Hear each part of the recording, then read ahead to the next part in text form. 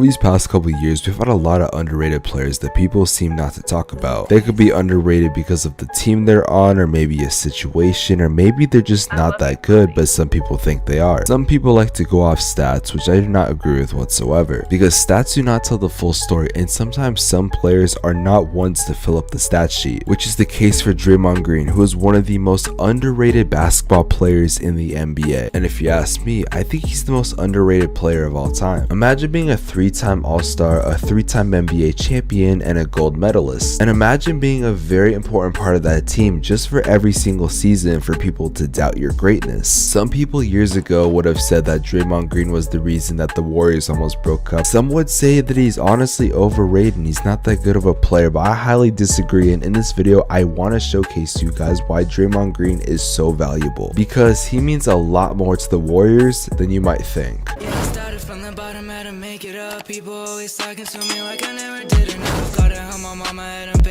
Of course, before we get into the video, if you guys could leave a like on this and subscribe to the channel if you're new with notifications on. I'm trying to hit 5,000 subscribers on this channel by the end of the year, and your subscription would be greatly appreciated. Let's get into the video. Now, obviously, we've all heard the headlines about Draymond Green being a front runner for the NBA Defensive Player of the Year, and I think he makes a pretty good case. Besides averaging almost 8 rebounds, getting 1.4 blocks, and 1.2 steals, it's apparent that Draymond Green also has another presence on defense. If you're the player on your team that is tasked with taking the other team's best player, then a lot of people know you have a lot of pressure and you have to fulfill that. Draymond Green has the ability to do it, and he's actually pretty efficient at it. I would also like to note that Draymond Green is one of the most smartest NBA players that I've ever seen. I've told you guys that while I'm watching a game, I do like to take notes of things and look at some certain aspects of the game, and Draymond Green has a whole different aspect of the game. He's not on the same playing field of all these other players, and to be honest, I think he's above them. It's almost like you have a coach as a player, but the player was also a 3-time All-Star. Now, Draymond's best seasons, at most he would average like 14 points per game and never went above 10 rebounds a game. So some people could argue that maybe the only reason he got into the All-Star game because he was known as like that third wheel, fourth wheel guy for the Warriors, which I don't know if I agree with. Maybe it's the reason he got a lot of recognition for the All-Star game, but I don't think that's the only reason why he got in. Now, if I were to tell you that Draymond Green was more valuable to the Warriors than Kevin Durant during his time, a lot of people will call me crazy. But if I'm being honest, Draymond Green was a lot more valuable to the Warriors than Kevin Durant was. Now, this is not me saying that Kevin Durant, someone who's probably going to end a top 10 player of all time, is worse than Draymond Green. But what I'm trying to tell you guys is that Draymond Green is a whole other player of the Warriors. Currently, he might be the second best on the roster, or third, or fourth, or fifth. It doesn't matter. Besides Draymond Green's amazing defense that obviously is getting talked about right now because the Warriors are on top of the league, Draymond Green is like the quarterback of the Golden State Warriors. As the power forward yet quarterback of the offense, Draymond Green knows how to get the ball to players when they need to. He sees things on the court that not everyone else can see, and he's a very unselfish player. Sure, he's a great defender, but the passes he's able to make, the plays he's able to create, him and Steph's ideal of knowing where each other are on the court is unheard of, and is definitely one of the reasons why the Warriors are winning basketball games. Now, if you're a defensive player of the year candidate, I don't know if that's going to warrant you as someone that's underrated, because Matisse Thybulle is in the running, but I would also consider him underrated, and Mikal Bridges is top 5 in voting, but I would also still consider him underrated. Let me know in the comment section below if you do believe that Draymond Green is underrated or overrated. On top of being an amazing defensive player, on top of being the Warriors quarterback, Draymond Green also has developed a jump shot. In fact, yesterday versus the Suns, when Draymond Green was shooting the basketball, it didn't look as awkward, and it didn't look like he was just throwing something up. It seems like Draymond Green has finally found a shooting touch, and if that's the case, then again, that's scary for the NBA. Of course, I don't think Draymond Green's gonna start pulling up from 40 feet every now and then, but still, the Warriors run a very weird offense that some people haven't been able to identify, as to myself. However, the offense contains things like a lot of passing and very smart shooting. Of course, it's hard for me to justify Steph Curry taking a 40-foot bomb in the first quarter, but I think you get what I'm trying to say. When their offense is done right, it's like watching a symphony in person. It's a well-oiled machine that was meant to win basketball games, and it's done that. This team was built to win championships, and again, they've done that, and they will probably do that this year. They didn't need to go out and get some crazy free agent during this season. All they did was get small, underrated players. They got people that no one really cared about and that they gave up on. Steve Kerr found a system, knew what worked, and it's been working for that team. And don't think Draymond Green hasn't been one of the big reasons why they've been winning lately. I swear, people look at the box score or the stat sheet and they will just think, oh, this player only had 8 points, he's not good. Like the time when Mikal Bridges had like 2 points but locked up Steph Curry the entire game. To a casual, they will see the shooting and see, oh, 2 points, terrible game. But when we look at it with context, oh, this guy locked down Steph Curry, maybe it was a pretty good game. Same thing for Matisse Thybulle, who had, I think, what, 2 or 1 point? Most casuals just see that, oh, this player didn't drop that many points, he's invaluable. Averaging 8, 8, and 8 is definitely not that bad. It's consistent, but it's not all-star level or even top 50 level. However, when we look closer than the box score, which I definitely think a lot of NBA fans should do, we can clearly see that Draymond Green is very important to the Warriors. And we can also see the fact that he is easily a top 50 player in the NBA. I'll see a lot of people on Twitter try to argue something like, oh, this player is averaging more points than LeBron, he's better than LeBron. There's a reason that you don't just look at the stat sheet and you don't just watch the highlights, instead watch the damn game. Because when you watch the actual game, you're gonna see a lot more context than,